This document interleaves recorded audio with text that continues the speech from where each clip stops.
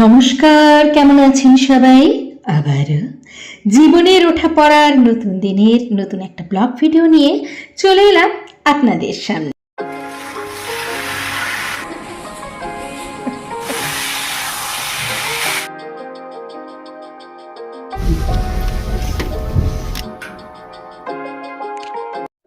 মাসের প্রথমে আপনার হাতে যত টাকাই থাকুক, মাস শেষ হতে না হতেই সব টাকা শেষ। এমনটা আপনার সাথেও হয় নাকি? আজকে আপনাদের সাথে শেয়ার করব জাপানি পদ্ধতিতে টাকা জমানোর এক সপ্তাহে ফাটাফাটি দুর্দান্ত কিছু উপায়। আর ভিডিওর একেবারে শেষে আমি আপনাদেরকে হাতে কলমে দেখিয়ে দেব যে কত টাকা শেষে জমাতে পেরেছি। হ্যাঁ ভাই, এসো ধোকা ধোকা।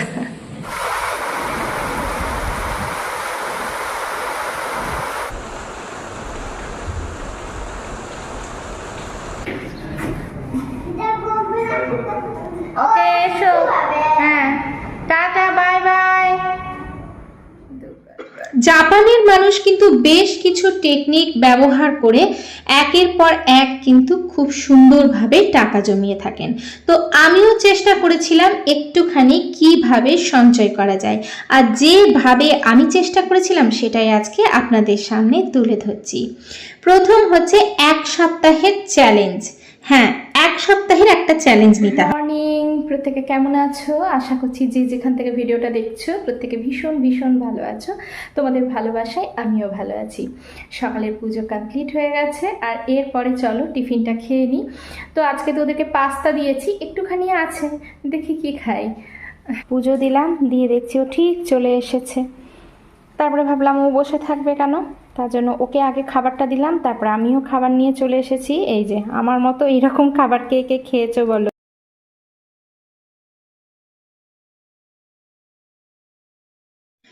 এক সপ্তাহ চ্যালেঞ্জের মধ্যে প্রথমেই যেটা আছে সেটা হচ্ছে বাইরে থেকে আমি এক সপ্তাহ কিচ্ছু কিনবো না, কোনো টাকা খরচা করব না একটি সপ্তাহে। হ্যাঁ, একটি সপ্তাহে কোনো টাকা খরচা হবে না। শুধুমাত্র এমার্জেন্সি ছাড়া, হঠাৎ করে আপনার শরীর অসুস্থ হয়ে গেল, সেক্ষেত্রে তো আপনাকে ডাক্তার দেখাতেই হবে। হঠাৎ করে খুব এমার্জেন্সি কোনো একটা ওষুধের দরকার হলো, সেটা তো আপনাকে করতেই হবে। এই সমস্ত এমার্জেন্সি পরিষেবা ছাড়া আমি কোনো রকমের টাকা এক সপ্তাহে খরচা করব না। এটা আপনাকে শনিবার দিনই ফিক্সড করে নিতে হবে কোনো একটা সপ্তাহে। মাসের একটা সপ্তাহে আপনি যদি এই রকম দৃঢ় প্রতিজ্ঞাবদ্ধ হন, তাহলে এক সপ্তাহ থেকেই আস্তে আস্তে কিন্তু আপনার টাকা জমানোর অভ্যাসটা শুরু হয়ে যাবে। এক সপ্তাহের মধ্যে কি কি খরচা বেশি লাগে সেটা হচ্ছে এই অনলাইনে কিছু প্রোডাক্ট হয়তো ফট করে কিনে নিলাম, বাইরে জিনিস ঘরে আছে তা সত্ত্বেও একটা জিনিসের জন্য বাইরে গেলাম, সাথে করে আর একটা জিনিস কিনে নিয়ে চলে এলাম। এটা কিন্তু আমাদের হতেই থাকে। এমন হয় না যে হয়তো আপনার ঘরে কিছু একটা নেই, সাপোজ কিছু একটা শেষ হয়ে গেছে, সেটা কিনতে গিয়ে আপনি যে সেই টাইম নিয়ে আসবেন এমন কিন্তু নয়, সেটার সাথে আপনি আরো দুটো জিনিস এক্সট্রা নিয়ে আসবেন, ওই এক্সট্রাটাই খরচা হয়ে গেল। তার জন্য দৃঢ় প্রতিজ্ঞাবদ্ধ হতে হবে যে এক সপ্তাহ আমি বাইরে কোনো কিছু কেনাকাটা করব না, বা বাইরে থেকে কোনো জিনিস নেব না, বা অনলাইনে কোনো বিশেষ সুযোগ থাকলেও অর্থাৎ অফার থাকলেও আমি অনলাইন থেকে জিনিস নেব না। এই রকম কিন্তু দৃঢ় প্রতিজ্ঞাবদ্ধ হতে হবে। বা যেটা আমরা পায়ে হেঁটে যেতে পারবো, সেটা আমরা টুকটাক যদি সামনে কোথাও হয় তাহলে আমরা পায়ে হেঁটে চলে যাব। এখন এই যে টিফিনগুলো, বাচ্চাদের যে টিফিনগুলো কখনো কখনো আমরা কিন্তু বাইরে থেকে নিয়ে আসি, তো আপনারাই ভাবুন এক প্যাকেট পরোটা বা এক প্যাকেট রুটির দাম এখন বাজারে কতটা পরিমাণে। তাহলে সেই এক সপ্তাহে একটা প্যাকেটের মধ্যে কটা থাকে? 10টা রুটি থাকে। তাহলে 10টা রুটি আপনার কতদিন যাবে, তাই না? মোটামুটি ছোট প্যাকেটের মধ্যে এক সপ্তাহে 10টা রুটি থাকে।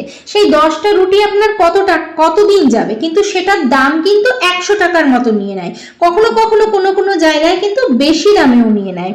ঠিক আছে?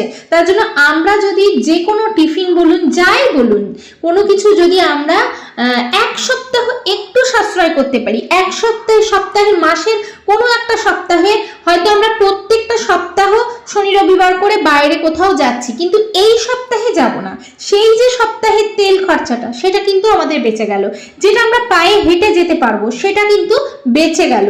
এইরকম করতে করতে হয়তো বাইরে হাঁটতে গেছেন বা কোথাও গেছেন, সেখানে প্রত্যেক দিন হয়তো চা কফির দাম নিতান্তই কম, কিন্তু সেই চা কফি খেতে খেতেই সেটা দেখবেন মাসের শেষে সেটারই লিস্ট কিন্তু অনেকটা হয়ে যাচ্ছে।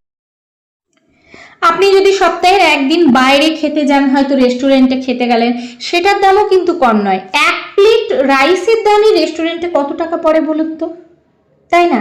অথচ সেটা কিন্তু খুব অনায়াসে, খুব সহজেই বাড়িতে বানানো যায়। কি দরকার আমাদের বাইরে খাওয়ার, তাই না? তাও যদি খেতে হয় তাহলে একটা সপ্তাহের মাসের একটা সপ্তাহ একটুখানি নিজেকে যদি একটু গুটিয়ে রাখতে পারি, তাহলে কিন্তু আমরা অনেকটা টাকা সাশ্রয় করতে পারি। আর এটাই আমি চ্যালেঞ্জ হিসাবে নিয়েছিলাম, আর সেই চ্যালেঞ্জ থেকে কতটা আমি সাশ্রয় করতে পেরেছি বা কতটা উপকৃত হয়েছি সেটা কিন্তু আপনাদের সামনে তুলে ধরছি। তবে হ্যাঁ, এর মানে এই নয় যে আমরা সবাই অনলাইনে শপিং করি, কিন্তু এখন অনলাইনের সময় বেশিরভাগ মানুষ কিন্তু অনলাইনে শপিং করতে পছন্দ করি, বিশেষ করে যখন কোনো অফার থাকে, তাই না? কার না ভালো লাগে বলুন তো? একটার সাথে আরেকটা যদি কিছু অফার থাকে বা এক্সট্রা থাকে, কেমন লাগে? ভালোই লাগে। তো সেই জায়গা থেকে কিন্তু আমি 1000 টাকা সেভিং করেছি। মানে আমি যদি অনলাইনে প্রত্যেক সপ্তাহে টুকটাক কিছু নিতে যাই, তাহলে কিন্তু 1000 টাকা পড়েই যায়। তার জায়গায় এই সপ্তাহে কিন্তু আমি 1000 টাকা মানে বাঁচিয়েছি। তারপরে বাইরের থেকে টিফিন যা হিসেব করা হয়েছে, তাতে টুকটাক নয় করে হলেও 500 থেকে 600 টাকা কিন্তু অনায়াসে বেঁচে যায়। একটা সপ্তাহে 500 টাকা টিফিনে লেগেই যায় যদি আপনি টুকটাক কিছু টিফিন বাইরে থেকে কেনেন। এই পরোটাই ভাবুন না, এক প্যাকেট পরোটার দাম 100 টাকা। তাহলে এই 100 টাকায় আপনার কদিন যাবে? 10টা পরোটা বা 10টা রুটিতে আপনার কদিন যাবে, তাই না? এলে বাবালে হ্যাঁ, কেমন বৃষ্টি শুরু হয়েছে? আর স্কুলে কি হলো গো? মজা হলো। ছাত্রা দেবে না, নিয়ে যাবে। ও যাও, গুড বয় না তুমি? হ্যাঁ, যাও যাও যাও যাও, ব্যাগের জায়গায় রেখে দাও সোনা।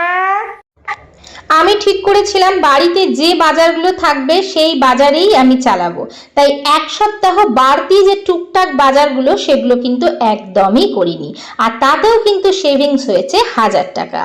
বাইরে টুকটাক যে চা কফি গেলেই, বাইরে বেরোলেই যে খাওয়া হয়, তার থেকেও কিন্তু 200 টাকার মতো সেভিংস হয়েছে, কারণ এই 200 টাকা কিন্তু লেগেই যায়। এই যে রাস্তাঘাটের অবস্থা কিরকম আর কিরকম পরিমাণে বৃষ্টি হচ্ছে, সেটাই আপনাদের সাথে একটু শেয়ার করে নিলাম। আর তাছাড়া আমি এটা ভেবেও ছিলাম যে বর্ষাকালে আমাদের কিন্তু গাড়িটার একটু বেশি দরকার হবে, কারণ বাচ্চাদেরকে স্কুলে নিয়ে যেতে কিন্তু গাড়ি দরকার হবেই হবে, বিশেষ করে বড় গাড়িটা। তার জন্য তো ওর জন্য বাইরে কোথাও কিন্তু আগের সপ্তাহে ঘুরতে টুরতেও যাওয়া হয়নি, বাইরে বেরোনোও হয়নি সেইভাবে। তো বাইরে বেরোনো মানেই কিন্তু আপনার 1000 থেকে 2000 টাকা খরচা হবেই হবে, কারণ গাড়ির তেল তো চাই, আর বাইরে বেরোলেন আর খালি মুখে ফিরে এলেন এমনটা তো হয় না। তার জন্য সেখানে কিন্তু 1000 থেকে 2000 টাকা আপনার অনায়াসে কিন্তু বেঁচে যাবে। আসছি আরে রেনকোটে ভর্তি, বেশ এখানে মেলে দাও সব। হ্যাঁ, তাহলে হাওয়ায় শুকিয়ে যাবে, ঠিক আছে?